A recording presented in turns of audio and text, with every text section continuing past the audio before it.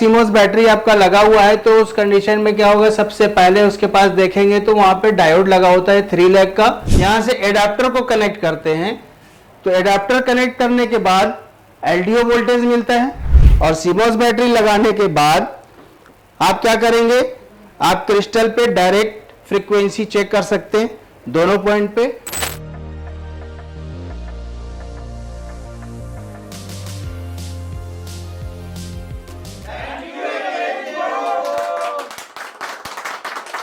Hello friends, एके info YouTube channel पे आपका स्वागत है।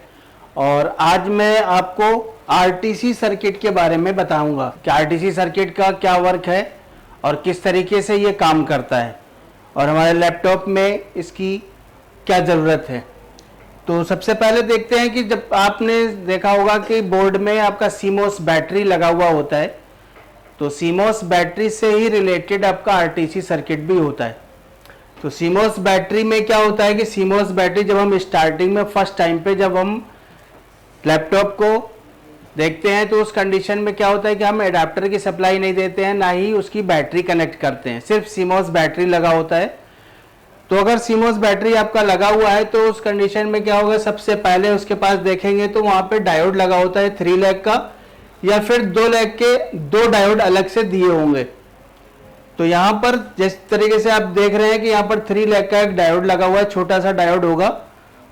वहां पर जो सीमोस बैटरी आपकी है वहां पर 3 वोल्ट आता है। तो ये 3 वोल्ट सप्लाई फर्स्ट टाइम पे डायोड पर पहुंचती है और डायोड क्या करता है, डायोड से एनोड पे जब सप्लाई पहुंचेगी तो कैथोड की साइड से आउटपुट मिलेगा। तो यहां से ये सप्लाई आउट होगी और आउट होने के बाद ये आरटीसी 3.3 वोल्ट आरटीसी वोल्टेज इसको बोलेंगे हम। अब ये आरटीसी वोल्टेज तो सबसे पहले क्या होगा, यहां से जो आरटीसी सेक्शन के लिए है तो आरटीसी वीसीसी, तो वीसीसी का मतलब क्या होगा कि विन यानी कि सप्लाई जो वोल्टेज पहुंच रहा है वो वोल्टेज, ये जो सीमोस बैटरी की वोल्टेज है वो पीसीएच के अंदर इन हो रहा है, जिससे पीसीएच आपका वर्किंग में आएगा। और ये आरटीसी वीसीसी सप्लाई मिलने के बाद पीसीएच आपका काम करेगा। तो पीसीएच के अंदर जो होता है वो इंटरनल सर्किट काम करता है। पीसीएच आपका कई पार्ट में डिवाइड होता है, तो उसमें से एक आरटीसी सेक्शन भी है। अब यहां से दूसरा जो देखेंगे हम, तो यहां पर वोल्टेज देखेंगे आप, यहां पे कई रजिस्टर लगे हुए हैं साथ साथ। तो यहां पर ये सिग्नल का नाम भी लिखा हुआ है, RTC reset hash, SRTC reset hash, intruder, internal VRM enable. अब देखोगे आप तो यहां पर देखिए आरटीसी जो रीसेट हैश है वहां पर 20K का रजिस्टर लगा हुआ है और एक कैपेसिटर उसके साथ ग्राउंड हो रहा है। जब ये वोल्टेज यहां से मिलेगा तो यहां पर जो वोल्टेज आपका आएगा तो वो 2.8 वोल्ट के करीब यहां पर वोल्टेज मिलना चाहिए। तो अगर इस तरीके से वोल्टेज यहां पर मिल रहा है, इसका मतलब यहां से ये रजिस्टर के थ्रू वोल्टेज पास हो रहा है। यहां पर भी आपका सेम रजिस्टर लगा है तो सेम वैल्यू हुई होगी 2.8 वोल्ट, यानी एसआरटीसी रीसेट हैश। अब ये सिग्नल यहां पर मिला। यहां से देखेंगे आप तो 1 मेगा ओम का एक रजिस्टर लगा है, इंट्रूडर। इंट्रूडर क्या काम करता है, ये अलर्ट करने का काम करता है पीसीएच को वर्किंग के लिए। तो यहां पर आपका 1.8 वोल्ट के करीब मिलेगा क्योंकि इसकी 1 मेगा ओम वैल्यू बहुत ज्यादा है और हर पॉइंट से कैपेसिटर देख लो आप ग्राउंड हो रहा है।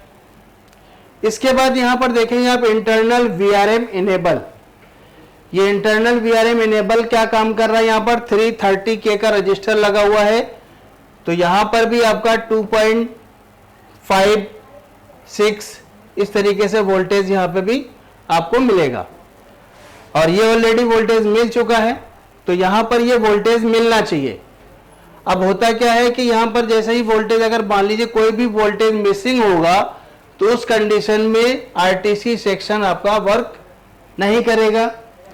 और ये जो आरटीसी जो वीसीसी सप्लाई मिलती है, इससे क्या होता है, ये क्रिस्टल आपका ऑन हो जाता है और इनपुट पे जो वोल्टेज मिलता है, इस वोल्टेज के थ्रू ये आरटीसी वर्किंग में आके वोल्टेज यानी फ्रीक्वेंसी को यहाँ पर इंक्रीज करता है दूसरे पॉइंट से। यानी किसी भी क्रिस्टल पे जब आप फर्स्ट वोल्टेज देखेंगे और सेकेंड पॉइंट पे वोल्टेज देखेंगे, दोनों में बड़ा फर्क नजर आएगा आपको, डिफरेंट वोल्टेज मिलना चाहिए। तो आपका आरटीसी यानी कि क्रिस्टल आपका सही है। और यहाँ पे क्रिस्टल की वैल्यू आप देख रहे हैं 32.768 किलोहर्ट्ज, और ये कॉमन क्रिस्टल है जो हर लैपटॉप में आपको आरटीसी क्रिस्टल 32.768 किलोहर्ट्ज का ही क्रिस्टल मिलेगा आपको।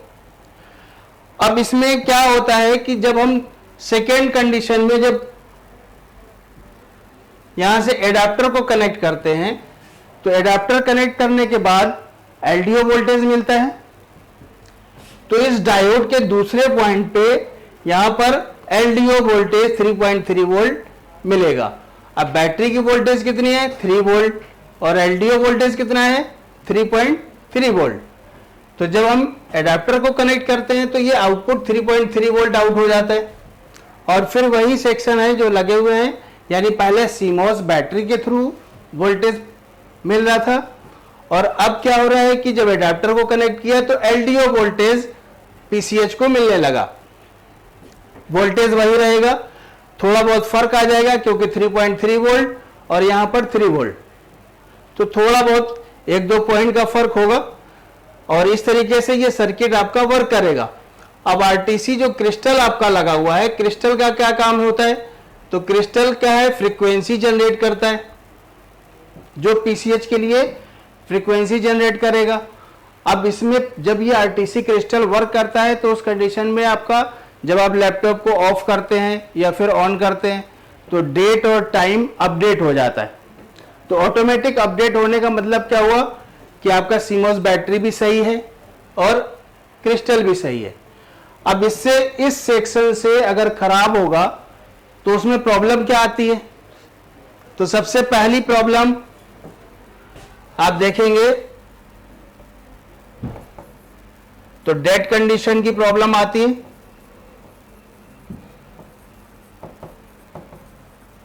तो डेड कंडीशन के लिए आप देखेंगे कि अगर मान लीजिए ये डायोड आपका शॉर्ट हो जाता है तो उस कंडीशन में ये जो सप्लाई है ये पीसीएच को यानी आरटीसी सेक्शन को ये सप्लाई नहीं मिल पाएगी, जिससे आपका सिस्टम ऑन नहीं होगा, यानी स्विच आपका वर्क नहीं करेगा।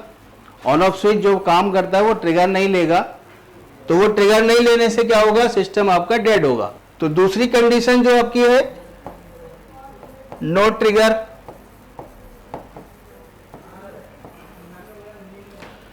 तो नो ट्रिगर ये क्यों नहीं लेता है ट्रिगर, तो ये ट्रिगर इसलिए नहीं लेता है क्योंकि ये क्रिस्टल आपका वर्क नहीं करता है, जिससे पीसीएच को फ्रीक्वेंसी नहीं मिल पाती है।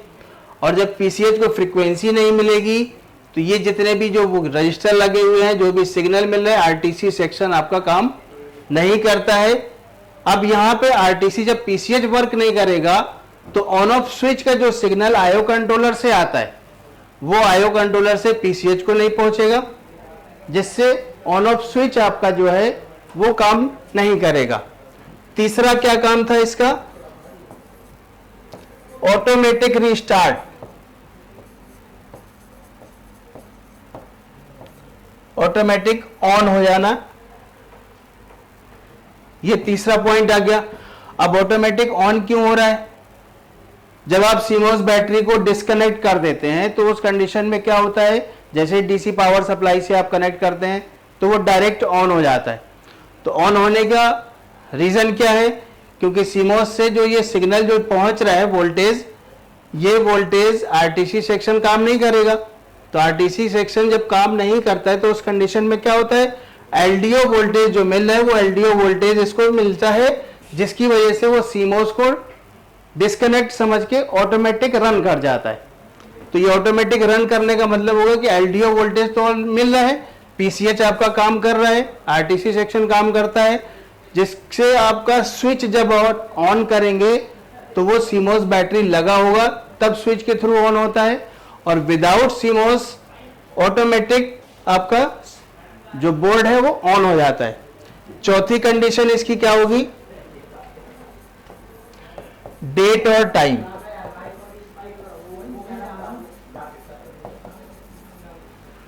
तो फोर्थ कंडीशन आपका डेट और टाइम की जो प्रॉब्लम आएगी, तो डेट और टाइम की प्रॉब्लम आने का रीजन, सीमोस बैटरी आप चेक करोगे सबसे पहले, सीमोस बैटरी ओके होना चाहिए। ये डायोड जो 3 लैग का डायोड लगा है, ये डायोड ओके होना चाहिए। और तीसरी चीज आपके हैं, ये जो रजिस्टर है, ये रजिस्टर प्रॉपर तरीके से वर्क करना चाहिए।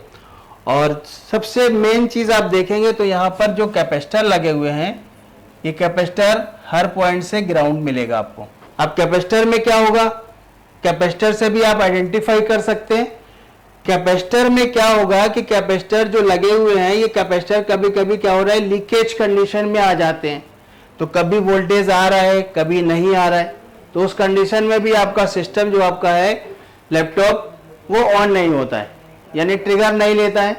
ट्रिगर लेगा, हल्का सा मूव किया या लाइट जली और बंद हो गया।